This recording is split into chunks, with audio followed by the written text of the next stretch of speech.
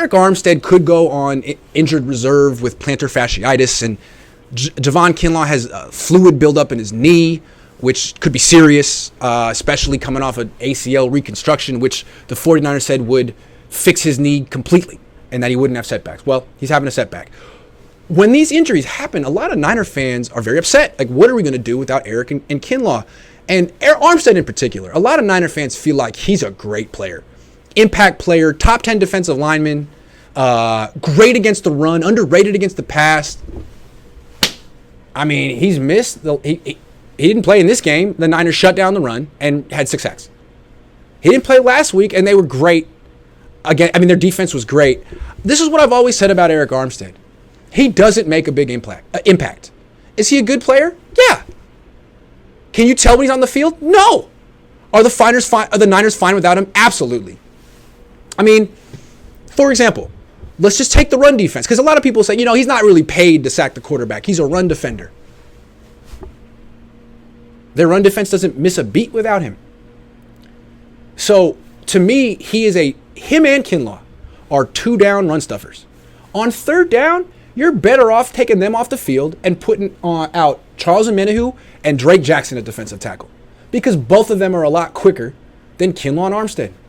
And that's what they did in this game. They put Jackson and Omenihu in the middle on 3rd down, and those guys were really effective. Got a lot of pressure. So, I mean, those guys, you don't need them as pass rushers. Armstead should not be making $17 million a year. You don't need him to rush the quarterback. He's not that good at it. And you have better options. Only reason he's out there on 3rd down is because you gave him all that money. And what's crazy is you can't get rid of him next year. He's got like a $24 million cap hit. He's got to be here next year. He's got plantar fasciitis. They can get rid of him in 2 years, but not until then. I mean, the good news is the Niners don't really need these 2 defensive tackles. They had Kevin Givens and Hassan Ridgeway, who were just good, plenty good enough against the run. Then you bring in Drake Jackson and Charles Omenihu.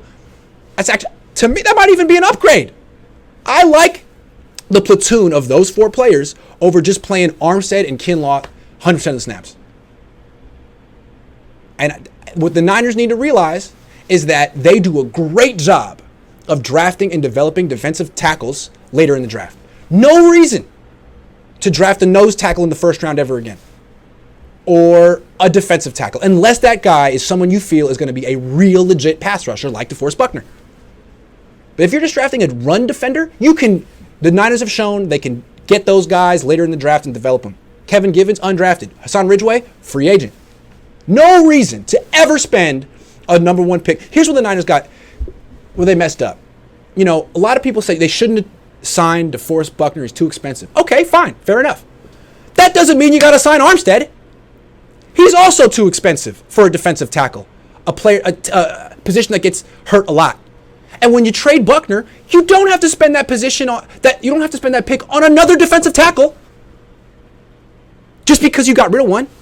The Niners could have had Tristan Wirfs, Justin Jefferson.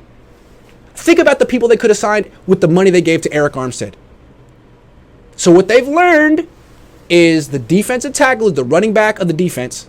It's important, but you can get those guys later on, and you do not want to spend big capital on them because they get hurt. So they learned something. That's good. Learning is good. Let's take the final questions and then get out of here. Niners need to get a punter who can kick goals. And one who doesn't have a bum knee. We forgot we have Kalia Davis redshirting. See what I'm saying? They do this, and he's going to be good too. Armstead, when he's on, he's dope, but he rarely is. Yeah, he's on like 4 games a year, and you're paying him 17. He's going to make $24 million next year to have 4 good games, if that. Jared says Armstead is an above-average D-line. He does his job. He's not an impact player like Aaron Donald. Tell me I'm wrong. That's what I'm saying. Good player, does his job, not an impact player. They're fine without him. Frankly, better without him on 3rd down. Well, I see it.